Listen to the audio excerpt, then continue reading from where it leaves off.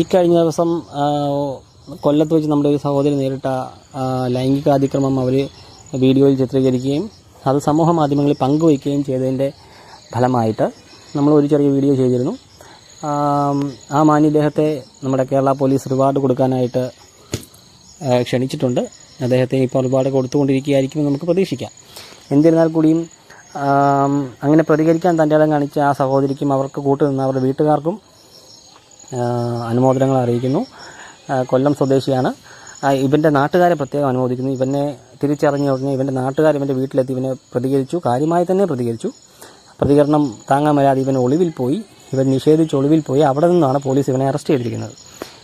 എന്നിരുന്നാൽ കൂടിയും എന്തായാൽ കൂടിയും അവരുടെ ഇനിഷ്യേറ്റീവിനെ നമ്മൾ 100% ആത്മാർത്ഥതയോടെ അഭിനന്ദിക്കുന്നു, അനുമോദിക്കുന്നു.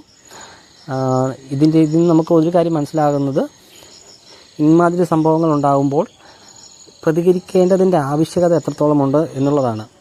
നമ്മൾ സാധാരണക്കാർ പ്രതികരിക്കാതിരിക്കുന്നതാണ് ഇവർക്ക് കൂടുതലും വളമാകുക.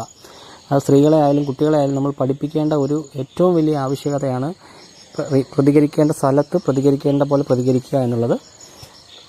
എന്നിരുന്നാലും എല്ലാ ന്യൂസ് ചാനലുകളെയും അതുപോലെ പോലീസിനെയും സഹോദരിമാരെയും ഒക്കെ അനുമോദിക്കുന്നു. പ്രതികരിക്കേണ്ടതിൻ്റെ ആവശ്യകത മനസ്സിലാക്കി പ്രതികരിക്കുമെന്ന് പ്രതീക്ഷിക്കുന്നു. Thank you. എല്ലാവരും നമ്മുടെ ചാനൽ സബ്സ്ക്രൈബ് ചെയ്യുക, സപ്പോർട്ട് ചെയ്യുക.